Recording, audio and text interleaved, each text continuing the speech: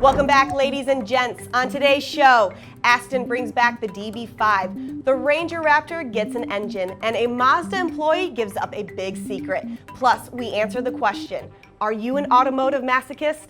I'm Tiffany Stone, and this is Hagerty's Daily Driver. Let's buckle up.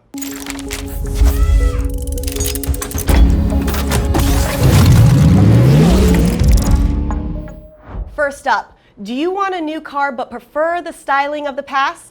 Aston has you covered. Meet the brand new Aston Martin DB5. That's right, brand new DB5. Between 1963 and 1965, fewer than 900 DB5 saloons were built, making the gorgeous icon a coveted item in any garage. So, Aston decided to jump on the continuation train and created the Goldfinger Continuation Program. They're building brand new cars that look just like the ones featured in the famous 1964 James Bond film, Goldfinger. It even has cool gadgets like a rear smokescreen system, revolving number plates, and retractable machine guns. Now, Aston Martin assures us that the guns are fake, but the person in front of you at the stoplight refusing to look up from their phone doesn't have to know that.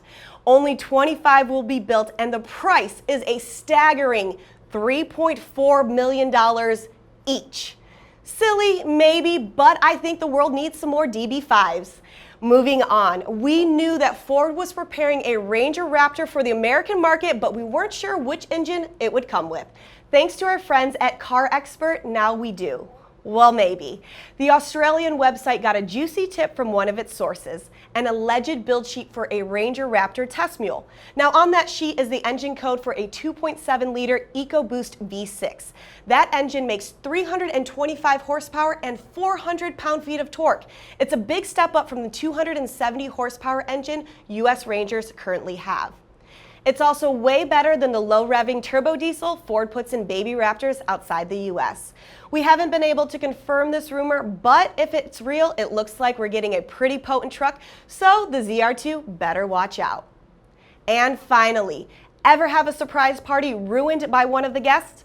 That's what happened this week when Mazda Mexico uploaded a video detailing the Mazda3 Turbo's features 1 week before the official reveal. Awkward! And to make things even worse, the video features Mazda Mexico President Miguel Barbato standing next to the car going over the details. So there goes any plausible deniability.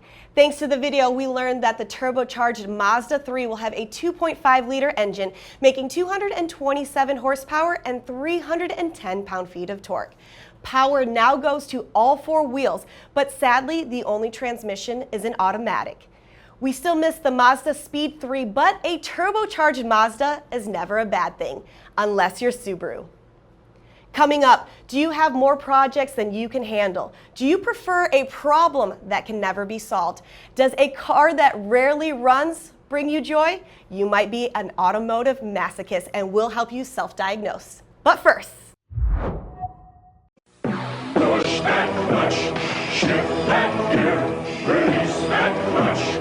Grab that stick. Stop. Let Mazda free you from the clutches of manual labor. Free automatic transmission on 626, MX6, Protege, 323 hatchback, and all Mazda trucks. Free automatic transmission. Now it's time for a story from our Hagerty community, and to answer a question some of you may have asked yourselves, your friends, or even your own family members. Are you an automotive masochist? That's what our own Kyle Smith asked himself as he parked a newly bought third car in front of his two-car garage. The lack of parking wasn't the problem. The problem is that Kyle bought this '69 Austin Healey Sprite because it was broken and he wanted to fix it. That's when he realized that every vehicle he's bought in the last 15 years was broken in some way. He's a masochist, but Kyle isn't alone. When he posted his article in the Hagerty community, dozens of you chimed in and admitted that you have the same problem. Community member Anti-Jam has had 3 cars in his garage for over 50 years and says 2 of them are almost ready to drive. Community member Going Manta owns so many project cars, he bought a GMC motorhome just to store his parts. And he's about to import a 1966 Fiat 500 Cabrio. The definition of a masochist is a person who enjoys an activity that appears to be painful or tedious. So, if you like wrenching more than driving and have more projects than shoes, you might be a masochist. The good news is you're not alone. If you have a project that can't get done, hit the link in the description and join the community to let us know about it. That's all for today. I'm Tiffany Stone, but I'll be back tomorrow with more automotive news. But until then, keep driving.